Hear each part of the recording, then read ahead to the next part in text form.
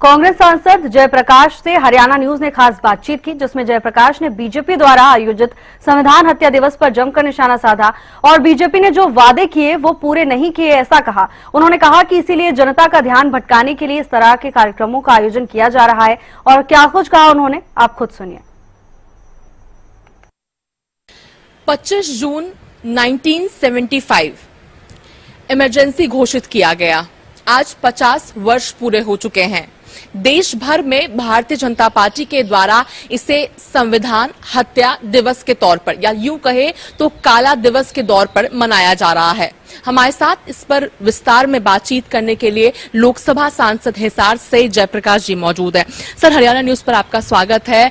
आज भारतीय जनता पार्टी के द्वारा सभी वरिष्ठ नेता, सांसद, विधायक, पार्टी वर्कर सभी के द्वारा इस दिन को संविधान हत्या दिवस के तौर पर मनाया जा रहा है। किस तरीके से देखते हैं?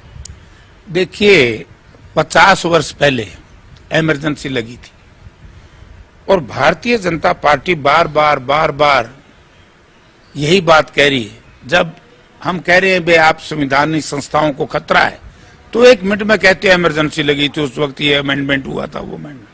मैं भारतीय जनता पार्टी के शीर्ष नेतृत्व से पूछना चाहता हूं कि भूतकाल में क्या हुआ है उसकी कल्पना हमने आज नहीं करनी चाहिए। आज आप ये बताइए कि 11 साल में जिस तरीके से अवैध, अघोषित इमरजेंसी आपातकाल आज है, मैंने कभी भी नहीं देखा। पिछले 40 साल से मैं राजनीति करता हूं। जिस तरीके से संवैधानिक संस्थाओं को कर्ज कर दिया, जिस तरीके से कल ही हमारी पार्लियामेंट की कमेटी ने जिस तरीके का निर्णय लेना पड़ा जुडिशरी को लेकर के, उनका आज मैंने अखबार में पढ़ा है। ये भी अघोषित आपातकाल है। उस वक्त जो आपातकाल लगा था उस वक्त की परिस्थितियों के अनुसार लगा था। अगर आज हम उसको बार बार उसी चीज को खरीदेंगे तो हमारा जो भविष्य है, जो बात भाजपा ने करनी चाहिए तो उससे तो दौड़ गई।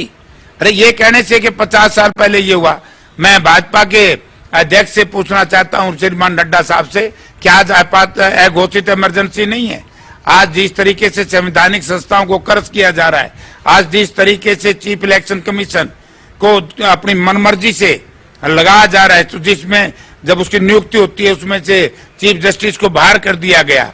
इसी तरीके से मैं धन्यवाद करता हूं इस देश की जनता का, जिन्होंने भारतीय जनता पार्टी नीत गठबंधन को ठुकरा करके इनको पूर्ण बहुमत नहीं दिया भाजपा को, वरना ये तो बहुत बड़ा बदलाव कर देते। ये तो बिल्कुल यानी कि अपनी कमजोरियों को, अपनी असफलताओं को छुपाने के लिए 50 साल पहले की बात करते हैं। मैं भाजपा के नेताओं से पूछना चाहता हूं, आज से 5 दिन पहले स्विस बैंक का एक खबर आई थी स्विट्जरलैंड से कि हिंदुस्तानियों का धन 3 गुना बढ़ गया। तो क्या 11 साल पहले जब मोदी जी ने घोषणा की थी कि हम काला धन वापिस ले आए, जनधन खाते में 15-15 लाख रुपए जमा कराने थे, मैं पूछना चाहता हूं नड्डा साहब से, आपकी पार्टी ने करा दिए? आप झूठ का परिंदा इस देश की जनता को छुपाने में, झूठ का परिंदा छुपाने के लिए इस तरह का दुष्प्रचार करना रोकिए। अब लोग आपके बहकाव में नहीं आएंगे। कांग्रेस के द्वारा आज के समय को कहा जाता है अनडिक्लेयर्ड इमरजेंसी है। कई सवाल कांग्रेस के द्वारा उठाए जाते हैं कि डेमोक्रेसी को बचाने की जरूरत है, संविधान खतरे में, संविधान को बदलने का प्रयास किया जा रहा है।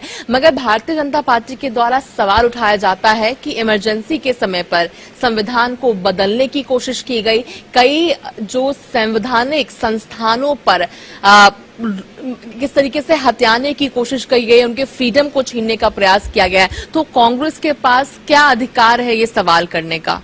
देखिए, झूठ बोलती है भारतीय जनता पार्टी। अमेंडमेंट हुए थे जिसका श्रेय आज भारतीय जनता पार्टी ले रही है, कांग्रेस पार्टी की देन है। भाजपा ने किया क्या है? आज भाजपा ने अगर संवैधानिक संस्थाओं को बदला है तो चुनाव आयोग में जो न्यायिक अधिकारी आते थे उनको बैठना बंद कर दिया। आज ईडी को पूरा नियंत्रण में ले लिया।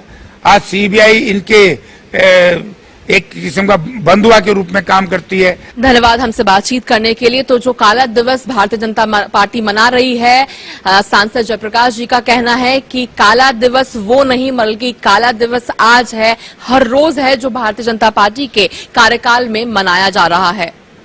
वीडियो जर्नलिस्ट मनीष के साथ अपराजिता श्री, हरियाणा न्यूज, दिल्ली।